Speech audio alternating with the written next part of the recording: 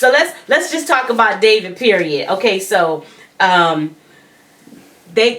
called a password gate, where the conversation he had with Stacy about his. Okay, I'm just gonna say it like he said. He was talking about when it's serious and we're in a marriage, that we share passwords or whatever, and it's a level of transparency that he's looking for. He said in marriage, she heard relationship, and she was like, that's a bit much for dating somebody, and even before you get to the marriage, that's a bit much. So what it ended up being was it was a misunderstanding of what he was talking about, and you can kind of see that from the clip. And he wasn't saying I need your passwords when we dating, because that don't make no sense. And his thing was, I wasn't saying that I have to have your passwords, but what he was saying is that if we're in a relationship, for me to have it shouldn't be no big deal, but we should have a trust at the point where I don't have to have your password because I trust you to be doing the right thing. I mean, this is one of those, or maybe not even the right one of those thing. tricky situations, because again, if you're doing the right things, there's no need for have your password. Unless there's this is a bank account or something like that. But just your regular general email, nah, I don't think so. Because again, it's got to be that trust factor. To me, I think the conversation was a little too much for a date. And in my opinion, I think the conversation for the date was too much. When you getting there to marriage, when you talking about marriage, you talking about things, that to me he had some trust issues. When you bringing that stuff up on a date, there's some trust issues. Let your relationship matriculate. Let this relationship grow. Let it do what it needs to do, and then you have that conversation. You don't have. This is, as far as we know, this was their first date, and you're talking about past. That will scare anybody away. You want my past? We barely know each other's last name, where you live at, what's your address, who your mama is. But you're talking about my past. No, man. And there's nothing to hide. And, you have my password, so. For my email. And I was gonna say anyway, for that, like, I didn't ask him, let me have your password. Let me look in your. It was never that. It was, hey, can you check my email for me? Here's my password. Or, hey, who is that text me? Here, this is my password. Unlock my phone. But we have never been like, I need your password for your email. He just knows what mine is, and I know what his is, and that's the way it should be. And that's what David was really trying to relay, but you're right, that was a bit much for that point. But what he's saying is, I don't ask for his passwords, he don't ask for mine, we just know it because we know each other. And I don't have no problem with him looking at my stuff, and he don't have no problem with me looking at his. I'm sitting here looking at his email right now. It's wide open. It's up on the screen. I'm looking at it right now. So anyway, but in the end, Stacy said it was good to bring it to light. It gave people something to talk about and to get an understanding, and to open communication so that people know going into this, where do you stand and where do I stand? Yeah, and and have that dialogue and that conversation, how to bring it up and how to interact and engage in the conversation healthily. With some health behind it and a sound mind. Come into it like grown folks. And as David kept digging his ditch, we go to the conversation with him and with a non-conversation because he wouldn't let her talk. Him and Liz. When Liz went to basically eliminate him, and I want to start with this first. The funniest part to me, like not funny like ha ha, when he was like, "No, I'm letting you know I'm self-eliminating," and Tommy was like, bruh, let me tell you something. This is my show. I run this. And ain't no way nobody gonna self-eliminate, and I ain't heard about it. You should be coming to talk to me.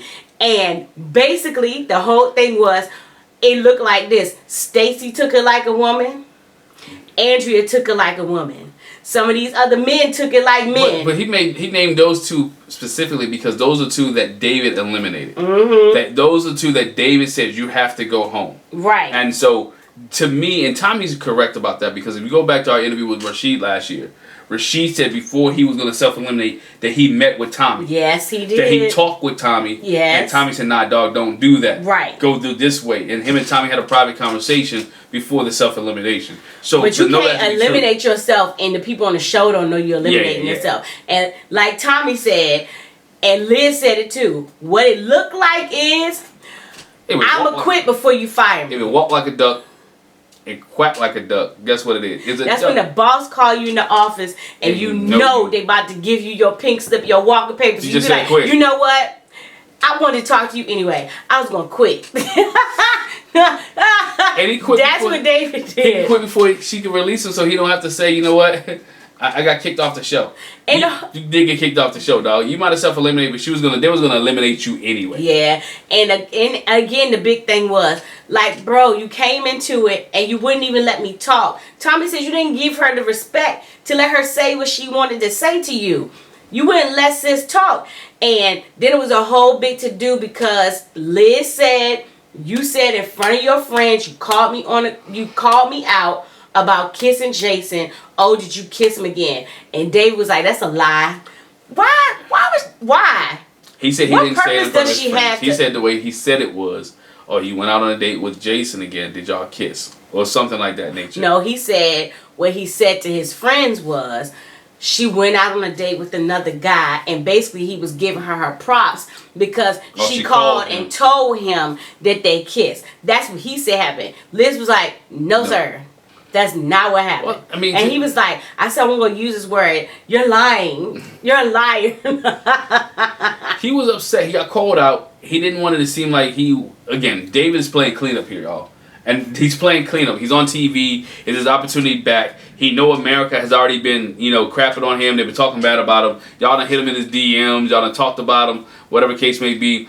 And he's cleaning up. And he's trying to clean up and make it a good look. If you don't look at it, if you don't think so, go to my man Little Black Book 91s when he interviewed David. David is trying to clean up and make himself look good. Digging himself a hole. He's digging himself a hole. He's trying to clean up. And I'm not saying he's not digging a hole. I'm not saying he's not trying to get it right, and it's okay to get it right, but admit that, you know what, I was wrong. I made a mistake at the moment. I eliminated because I didn't want to get eliminated. I messed up. I didn't allow her to speak when she should have spoke. I didn't give her the opportunity to share her piece or to say what the women said in deliberation. I cheated her out of this. Mm-hmm. And to me, he should have looked at it, you know what, it's out of enough respect for her, just like Alexis did, out of enough respect out of Alexis to go tell Ron, you know what, this is not the one. You're not the one. She had enough respect and the authority that week to go say, you know what, this is a guy that I was liking, or this is a guy that I was feeling, and I have to go tell him. It's already a hard situation for her. Mm-hmm. I had to tell him, you know what, you're not ready to love. Or you're not ready to love me, so I got to send you home. Mm-hmm. And I think that one needed to be looked at too. It was already difficult for her, and he didn't see that. Yeah. He was concerned. He was concerned about himself and how his ego was gonna, how his ego was bruised and what it was gonna look like when he got sent home. So. Yeah. But he did give her a hug. He apologized. Tommy said, "Can we apologize?" Oh, that was hilarious. And can we give her a hug? And he gave her. He gave her a hug, and he even tried to kiss on the cheek, and. Like Tommy said, which Liz laughed at. She said, what you say? He said, oh, that was a church hug. Because she patted him like this. And when he tried to kiss on the cheek, she was like, It's like when that I don't want to stereotype. When that old deacon tried to come, he tried to look for you all service. And come give you a hug and kiss. And you be like, all right, deacon, so go ahead now. Yeah, that's how she did him. Because she got a man now. She don't need him. But not even that. No, but even besides the man thing, it was just like, look, I accept your apology, we can hug, but look, we're not going to embrace. I'll give you a hug. Keep it moving. We're not going to embrace. Yeah, keep it moving. Let's keep it peaceful, you know? All right, so. And they dapped each other up, you handled that. Well, no, that was Liz dapping Jason when he talked to Kyra that he did well. But, yep. So. Liz said, you did good, you spoke your piece, it made good sense, and when she dealt with her thing with David, they fist bumped and was like, good job. They're supportive of each other. I didn't like it at first. I wasn't sure, but I like it. It grows on you. I mean, not that I hated it before, But I was just like, I don't know. Because it really did seem kind of reboundish from Kyra, and it seemed really like the thing with the flowers. And a lot, Jason just seemed over the top to me. I felt like it was over the top. It ain't gonna last long. But some people like that, and that's what he does. Over the top stuff, but that's what he likes to do, and she enjoys over the top. That's her way of saying, you know what, he's. But maybe it's just not over. Maybe it's not actually. When I say over the top, I mean like exaggerated. Like really, dude. That's what some of it seemed like to me. But maybe it's that is him. That's him, and she likes it. Of course, she likes it. Who wouldn't like it? Because I ain't over the top. Who wouldn't like it? So. Bring you some white roses. No. No. Purple. Anyway.